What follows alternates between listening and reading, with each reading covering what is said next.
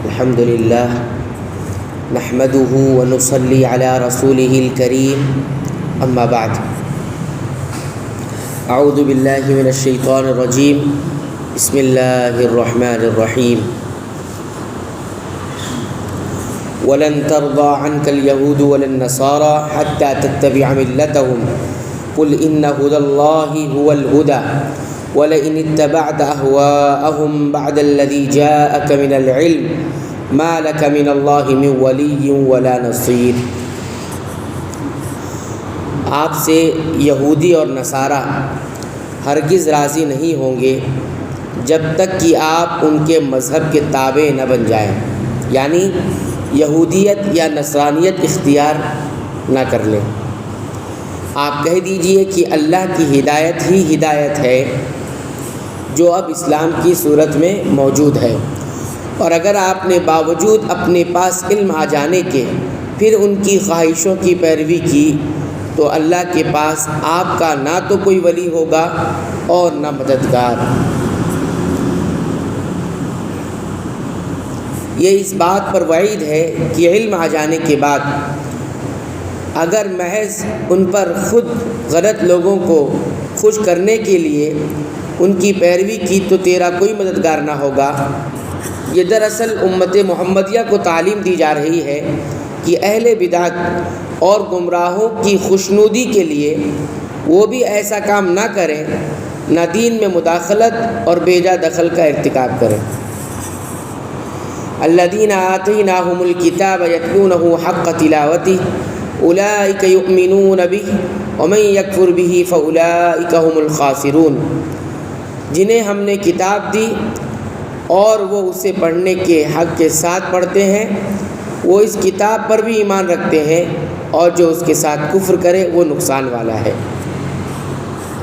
اہل کتاب کے لوگوں کے اخلاق اور کردار کی ضروری تفصیل کے بعد ان میں سے جو کچھ لوگ صالح اور اچھے کردار کے تھے اس آیت میں ان کی خوبیاں اور ان کے مومن ہونے کی خبر دی جا رہی ہے۔ ان میں عبداللہ بن سلام اور ان جیسے دیگر افراد ہیں جن کو یہودیوں میں اس قبول اسلام کی توفیق حاصل ہوئی ہے، تو وہ کتاب کی ایسی تلاوت کرتے ہیں جو کتاب کے تلاوت کرنے کا اصل حق ہے اور اس پر ایمان بھی رکھتے ہیں۔ وہ اس طرح پڑھتے ہیں جس طرح پڑھنے کا حق ہے کہ کئی مطلب بیان کیے گئے ہیں۔ مثلا خوب توجہ اور غور سے پڑھتے ہیں، جنت کا ذکر آتا ہے تو جنت کا سوال کرتے ہیں یعنی جنت مانگتے ہیں، اور جہنم کا ذکر آتا ہے تو اس سے پناہ مانگتے ہیں۔ اسی طرح دوسرا معنی یہ ہے کہ اس کے حلال کو حلال اور حرام کو حرام سمجھتے ہیں اور کلام الہی میں تحریف نہیں کرتے جیسے دوسرے یہودی کرتے تھے۔ تیسرا معنی یہ بیان کیا گیا ہے کہ اس میں جو کچھ تحریر ہے لوگوں کو بتلاتے ہیں، اس کی کوئی بات چھپاتے نہیں ہیں جیسے کہ دیگر یہودی کیا کرتے تھے۔ چوتھا مطلب یہ ہے کہ تلاوت کو صحیح معنوں میں تلاوت کرتے ہیں، اس کے محکم باتوں پر عمل کرتے ہیں، متشابہات پر ایمان رکھتے ہیں، اور جو باتیں سمجھ میں نہیں آتی انہیں علماء سے حل کراتے ہیں۔ یہ چوتھا معنی ہوا۔ پانچواں معنی یہ ہے کہ اس کی ایک ایک بات کی پیروی کرتے ہیں، اور حقیقت یہ ہے کہ حق کی تلاوت میں سارے مفہوم داخل ہیں۔ تلاوت کا حق اسی کو کہا جاتا ہے جو یہاں 5 مفہوم بیان کیے گئے ہیں، اور ہدایت ایسے لوگوں کے حصے میں آتی ہے جو ان تمام باتوں کا تلاوت میں اہتمام کرتے ہیں۔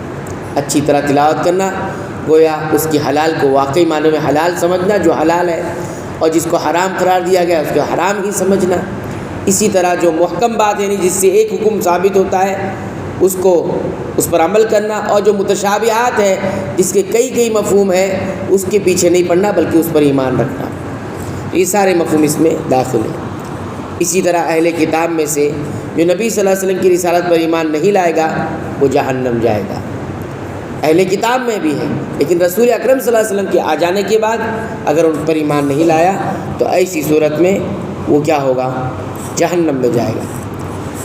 یا بنی اسرائیل اذکروا نعمتی التی انعمت علیکم وانی فضلتکم علی العالمین۔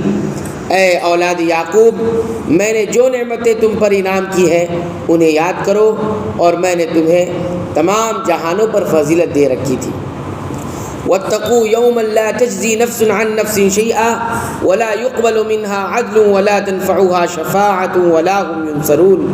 اس دن سے ڈرو جس دن کوئی نفس کسی نفس کے کچھ فائدہ نہ پہنچا سکے گا، نہ کسی سے کوئی فدیہ قبول کیا جائے گا، نہ اسے کوئی شفاعت نفع دے گی، نہ ان کی مدد کی جائے گی۔